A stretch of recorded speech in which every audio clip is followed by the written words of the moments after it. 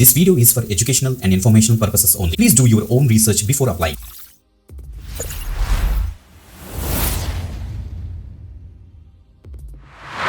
Welcome back again. This is today you watch వీదరికి government jobs channel guys. ఈరోజు మనకి Secunderabad railway నుంచి మనకి కొత్త నోటిఫికేషన్ అయితే మనకైతే రిలీజ్ అయింది. ఈవెన్ అప్లికేషన్ ప్రాసెస్ కూడా స్టార్ట్ అయింది గైస్. చూడండి, మనకి 2801 వేకెన్సీస్ అంటే స్లాట్స్ అని చెప్పొచ్చు అనమాట. Excellent hiring guys. తప్పకుండా మన ఆంధ్రప్రదేశ్ అండ్ తెలంగాణ క్యాండిడేట్స్ అందరూ కూడా అప్లై చేసుకోవచ్చు. ఎగ్జామినేషన్ ఏమీ కండక్ట్ చేయరు గైస్, గమనించండి. ఓకే, మన సొంత రాష్ట్రంలోనే మనకైతే వర్క్ ఉంటుంది కాబట్టి అసలు మిస్ అవ్వకుండా వీడియో ఎండ్ వరకు చూసారంటే క్లియర్గా డీటెయిల్స్ అన్ని డిస్కస్ చేద్దాం. Okay, before that compulsory like చేయండి, షేర్ చేయండి. ఎడ్యుకేషన్ పర్పస్ కింద what ever the information available in the official page of railways government of India. ఆ యొక్క డీటెయిల్స్ చెప్తాం, కానీ ఏది కుక్ ఇన్ఫర్మేషన్ ఉంటుంది కావాలంటే మీరు కూడా చెక్ చేసుకోవచ్చు. ఓకే, అన్ని డీటెయిల్స్ డిస్కస్ చేద్దాం. Let's start. ఎస్ గైస్, ఇక్కడ చూస్తే మనకి south central railways official page నుంచి మనకైతే ఈ యొక్క నోటిఫికేషన్ అయితే మనం చూడడానికి అయితే అవుతుంది. మనం చూడండి ఒకసారి, notification off engagement of act apprenticeship act base చేసుకుని మనకైతే ఎక్సలెంట్ అప్రెంటిస్షిప్ అయితే వీళ్ళైతే లాంచ్ చేశారన్నమాట. ఓపెనింగ్ డేట్ చూడండి మనకి 12th March ఇచ్చారు. క్లోజింగ్ డేట్ వచ్చేటప్పుడు అయితే 11th April కల్లా మీరైతే అప్లై అయితే చేసుకోవాలి. అప్లికేషన్ ప్రాసెస్ కూడా స్టార్ట్ అయిపోయింది గైస్. ఓకే, ఇక్కడ చూడండి మనకి ఇచ్చారు 2801 అప్రెంటిసెస్. వీటిని స్లాట్స్ అంటారన్నమాట. సో 1 year మనకైతే అప్రెంటిస్షిప్ ఉంటుంది. ఎవ్రీ మంత్ మనకైతే స్టైఫండ్ కూడా ప్రొవైడ్ చేస్తారు. ఈ యొక్క అప్రెంటిస్షిప్ మొత్తం చాలా వ్యాలిడ్ అప్రెంటిస్షిప్ గైస్. సో తర్వాత మనకి సౌత్ సెంట్రల్ రైల్వేస్లో మనకి ఫుల్ టైమ్ రోల్స్కి ఎగ్జామినేషన్ ఆర్ వేకెన్సీస్ పడినప్పుడు మనకి ఫస్ట్ కన్సిడరేషన్ అయితే ఉంటుంది. ఈ యొక్క అప్రెంటిస్షిప్ కంప్లీట్ చేసిన తర్వాత మనకు వచ్చిన ఎక్స్పీరియన్స్ సర్టిఫికేట్ ఉన్న వాళ్ళు కూడా సెపరేట్ రిక్రూట్మెంట్ కూడా వీళ్ళైతే కండక్ట్ చేస్తారన్నమాట. అందుకే తప్పకుండా అప్లై అయితే చేయండి గైస్. ఓకే, నేను ఆల్రెడీ చెప్పాను ఓపెనింగ్ డేట్ క్లోజింగ్ డేట్. ఈ ఇక్కడ చూడండి ఒక లింక్ ఇచ్చారు. ఈ లింక్ మీకు ఇచ్చేసిన తర్వాత మనకు డీటెయిల్ నోటిఫికేషన్ మనకి అయితే డౌన్లోడ్ అయితే అవుతుందన్నమాట. బట్ ఈ పాయింట్స్ చూస్తే మనకి క్లారిటీ అయితే వచ్చేస్తుంది. చూడండి ఒకసారి, the candidates must B belong to eligible districts of Telangana, Andhra Pradesh అనేసి ఇచ్చారు. సో ఆంధ్రప్రదేశ్ అండ్ తెలంగాణ వాళ్ళందరూ కూడా దీనికి అయితే అప్లై అయితే చేసుకోవచ్చు అని తెలుస్తుంది. బట్ ఇంకా క్లియర్ కట్గా మీకు అయితే ఎక్స్ప్లెయిన్ చేస్తాను అనుకోండి. బిఫోర్ దట్ మీరు ఇక్కడ చూడండి ఒకసారి, క్యాండిడేట్ మస్ట్ పొజెస్ మీరు valid Aadhaar card, mobile number, email address అయితే ఉండాలి మీకు. బిఫోర్ ఫిల్లింగ్ ద అప్లికేషన్ మనకి SSC or 10th mark list, proof of date of birth, next ITI consultative mark list, next trade certificates, registration form, న్యాప్కి సంబంధించి మాట. అంటే న్యాప్స్ పోర్టల్లో మనకి అయితే రిజిస్ట్రేషన్ చేసుకుంటే ఆ యొక్క registration certificates, SC ST OBC NCL EWS క్యాండిడేట్కి వచ్చేటప్పుడు ఆ యొక్క కమ్యూనిటీ సర్టిఫికేట్స్, డిజిబిలిటీ క్యాండిడేట్స్ అయితే డిజిబిలిటీ సర్టిఫికేట్స్ అన్ని కూడా మీరు అయితే రెడీ చేసుకోవాలి. అది ఎక్స్ సర్వీస్మెన్కి అయితే ఎక్స్ సర్వీస్మెన్ సర్టిఫికేట్ రెడీ చేసి పెట్టుకోవాలి. దాంతోపాటుగా రీసెంట్ పాస్పోర్ట్ సైజ్ ఫోటోగ్రాఫ్ అయితే రెడీ చేసి పెట్టుకోవాలి. అది మనం అప్లోడ్ అయితే చేయాలి. సిగ్నేచర్ కూడా రెడీ చేసి పెట్టుకోవాలి. ఎడ్యుకేషన్ క్వాలిఫికేషన్ డీటెయిల్స్ అని కూడా రెడీగా ఉండాలి. ఏజ్ లిమిట్ ఇచ్చడం మనకైతే 15 years నుంచి 24 years వరకు మధ్య ఉన్న క్యాండిడేట్స్ అందరూ కూడా దీనికి అయితే అప్లై అయితే చేసుకోవచ్చు. As per the government norms మనకైతే ఎస్సీ ఎస్టీ వాళ్ళకి ఏమో 5 years ఏజ్ రిలాక్సేషన్ ఉంటుంది. ఓబీసీకి వచ్చేటికి ఏమో 3 years ఉంటుంది. పీడబ్ల్యూబీడీ క్యాండిడేట్స్కి వచ్చేటికి ఏమో 10 years ఉంటుంది. ఎక్స్ సర్వీస్ మెన్కి యాజ్ పర్ ది రూల్స్ అయితే ఉంటాయి అన్నమాట. Okay, selection will be based on the merit list. So మనకి 10th అండ్ ఐటీఐలో మీకు వచ్చిన మార్క్స్ బేస్ చేసుకొని వీళ్ళు ఒక మెరిట్ లిస్ట్ తీస్తారు. ఎగ్జామినేషన్ ఏమీ కండక్ట్ చేయరు guys. So no written test or viva అని కూడా మెన్షన్ చేశారు. సో మీకు మెరిట్ లిస్ట్లో వచ్చిన ఆ మెరిట్ ప్రకారం మీకు అయితే సో స్లాట్స్ అయితే అలొకేట్ అయితే చేస్తారన్నమాట. స్టైఫండ్ చూస్తే మనకి as per the government apprenticeship act base చేసుకుని ఉంటుంది.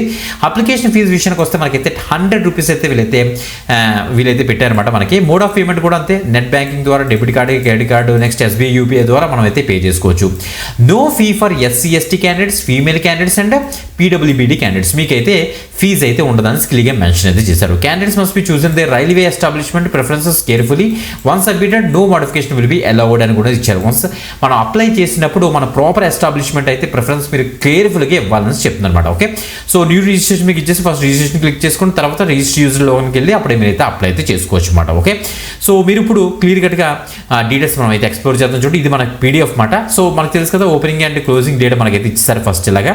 సో ఇప్పుడు చూడండి ఒకసారి, ద ఫాలోయింగ్ డిస్ట్రిక్ట్ మనకి చూస్తే తెలంగాణకి ఏమో అన్ని డిస్ట్రిక్ట్ వాళ్ళు కూడా అప్లై చేసుకోవచ్చు. ఆంధ్రప్రదేశ్కి వచ్చేటప్పటికి మ్యాక్సిమం ఆల్ డిస్ట్రిక్ట్ దీనికి ఎలిజిబులే ఎక్సెప్ట్ మన్యం, శ్రీకాకుళం, విజయనగరం. ఈ యొక్క 3 డిస్ట్రిక్ట్ వాళ్ళు మాత్రం అప్లై చేయడానికి అయితే అవ్వదు. మీకు సెపరేట్గా నోటిఫికేషన్ అయితే వస్తుంది. మీరు కనుక ఈ 3 districts నుంచి ఉంటే కనుక కింద కామెంట్ చేయండి.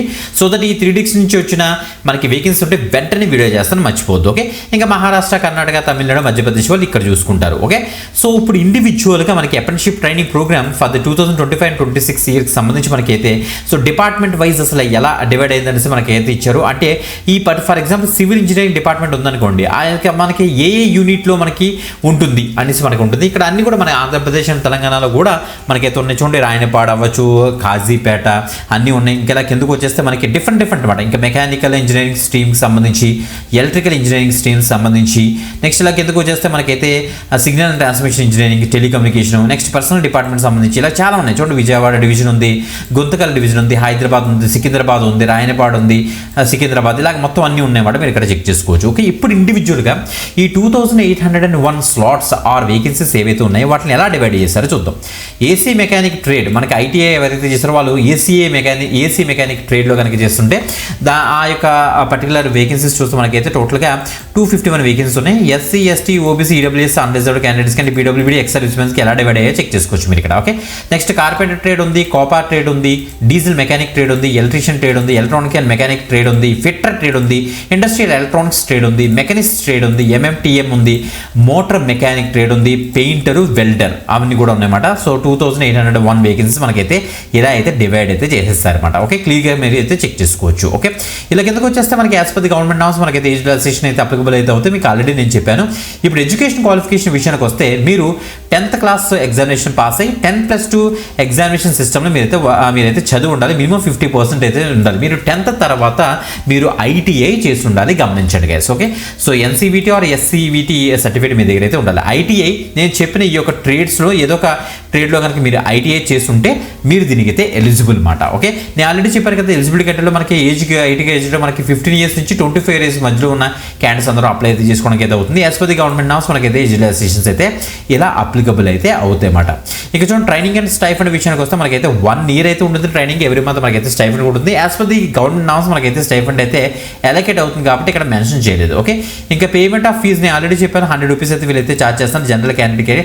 అదే మనకి SC ST PWBD candidates and female candidates ఎవరైతే ఉన్నారో వాళ్ళకైతే ఫీజు అయితే ఉండదు. ఎస్, మీరు ఇక్కడ చెక్ చేసుకోవచ్చు. మళ్ళీ ఇక్కడ క్లియర్ కట్గా మనకైతే ఇచ్చారన్నమాట. ఇంకా డాక్యుమెంట్స్ ఎలా అప్లోడ్ చేయాలి, ఎంత ఫార్మేట్లో అప్లోడ్ చేయాలి, ఏ సైజులో అప్లోడ్ చేయాలి సార్ నీకు కూడా క్లియర్గా ఇదే పీడిఎఫ్ ఇచ్చారు. మనకి టోటల్గా మనకు కావాల్సిన caste certificate formats, next income certificate formats, next OBC formats అన్ని కూడా మనకి 19 pagesతో ఈ యొక్క పీడిఎఫ్ అయితే మనకైతే రిలీజ్ చేశారు. డీటెయిల్ నోటిఫికేషన్లోని ఈ యొక్క పీడిఎఫ్లో మనకైతే ప్రాపర్గా అయితే మనకైతే ఇన్ఫర్మేషన్ అయితే ఇచ్చారు. చెక్ చేసుకోండి గైస్. ఇలాగా 19 pagesతో మనకైతే ఇన్ఫర్మేషన్ అయితే ఉంది. ఓకే, సో ఇలా మళ్ళీ బ్యాక్లో యాక్చువల్ పేజ్లోకి అయితే వచ్చేసేయండి. మీరు వచ్చేసిన తర్వాత న్యూ రిజిస్ట్రేషన్ మీకు ఇచ్చేసేయండి.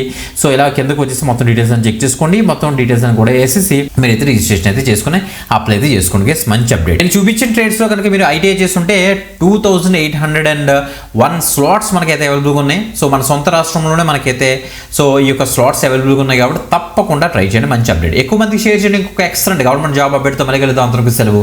బాయ్.